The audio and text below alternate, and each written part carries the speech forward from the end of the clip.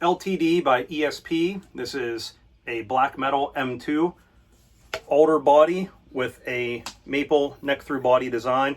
We have an ebony fingerboard, extra jumbo frets, no inlays. We have a Seymour Duncan black winter humbucker that does have a coil split. Floyd Rose 1000 trem. Very nice heel design there.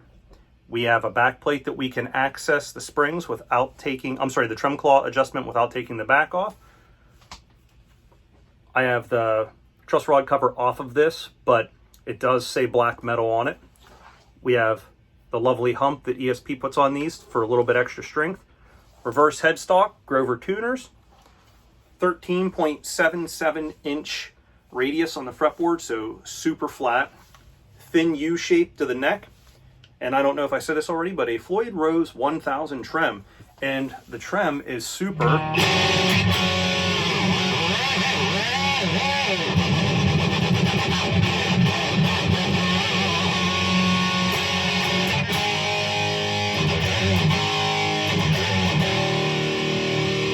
Rock solid. Can't go wrong with that. Normally what I would do with the guitar is I'd go through some pickup selections and then I'd play 4 chords and then a scale and then go to the next one so you can hear them side by side, even though it's not practical or completely realistic. So what we'll do this time is I'll just do the same thing, but our only selection will be humbucking or single coil. And don't let the Black Winter name fool you. This is actually a really articulate pickup. You don't need to play just metal with it. I like the mid punch and clarity that it has. So it's a deceiving pickup. So Seymour Duncan has another pickup. It's called the Distortion, and people hear that name and they get away from it. Another one called the Jazz, and they think it's only for jazz. Well, you couldn't be more wrong about those two pickups. They're two of the best pickups Seymour Duncan makes, and I'd say the Black Winter is definitely up there. So here we go. We're going to do the quick chord, and then we're going to pull the coil tap, do the same thing. We'll push the coil tap back in. We'll do an E minor scale palm muted, and then open. And we will pull the coil tap and we'll do the same thing. And just a couple quick riffs, and we'll wrap this one up here real quick for you. And I'll give you my thoughts on it here towards the end of the video. So if you just want the final thoughts, go ahead and skip towards the end, and I'll recap this here real briefly. Okay, so here we go.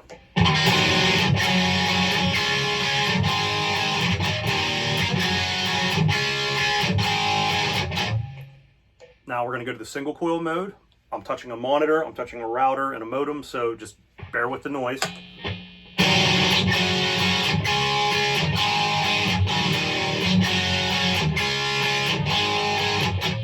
Okay, going to do our E minor scale, open, and then palm muted, and then we'll do the same thing with the coil split.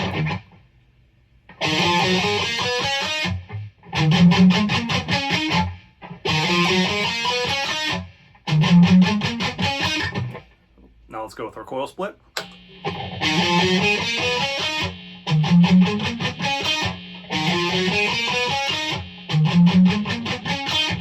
So pretty cool there. And then we're just going to do a real simple metal style chug here, I guess. So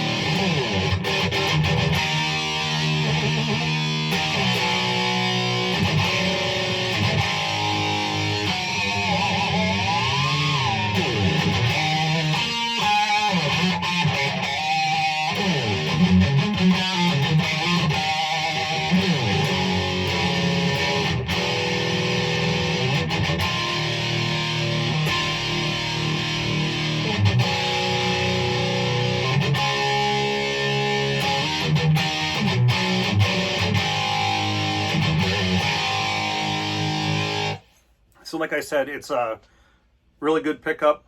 I like the clarity you get out of it. That's in the full humbucking mode, so we'll do a little bit in the single coil mode here and just see what we can do. So here we go.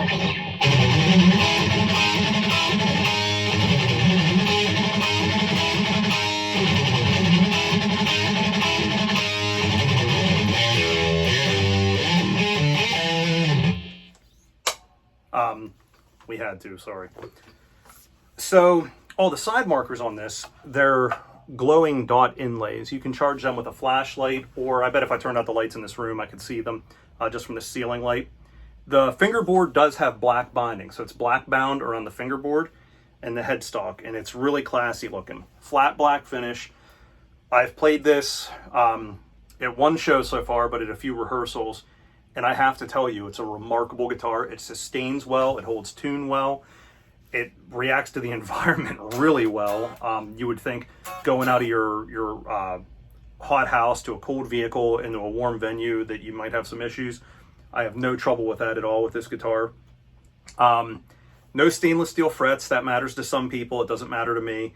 The street price on this is $1,099 from Sweetwater. I did not pay $1,099 for mine. I got mine for under $800. I bought it brand new from Musician's Friend. If you look at my other videos, there's a Guitar Center boxing complaint.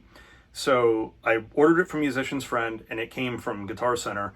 One of the folks at Guitar Center, they took the guitar and they wrapped it with like that real thin foam. It wasn't bubble wrap, just one wrap of foam.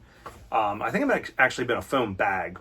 And they threw that in one of those triangle boxes that a guitar without a case comes in.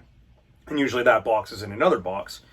And they shipped it, and you could see the damage in the box from where the locking nut was, the back of the headstock, and where the tremolo bounced off the box, plus where the knob was. I thought, oh God, this guitar is going to be busted. There's going to be problems. There's no cracks, no damage to the guitar. There was some superficial damage to the tip of the headstock. You really can't see it. I colored it with a Sharpie, and the guitar was mostly in tune. It was either in tune or mostly in tune. I can't remember off the top of my head. I just remember being surprised that it wasn't broken. So, I mean, kudos there to the durability. Indonesian-made guitar.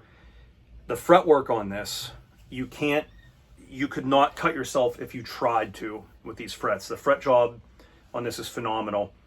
I own a couple ESPs, the real ones. I have a Kirk Hammett Custom, and then I have a Standard Series Horizon. And the fretwork on this is every bit as good as those ESPs.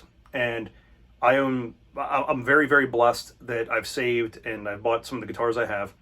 I have Paul Reed Smiths. I have a well-worn one right here. I should do a video on how beat up this poor bastard is. But the fretwork on those is usually top-notch. I've played Fuji Gen Ibanez guitars that have very, very good fretwork.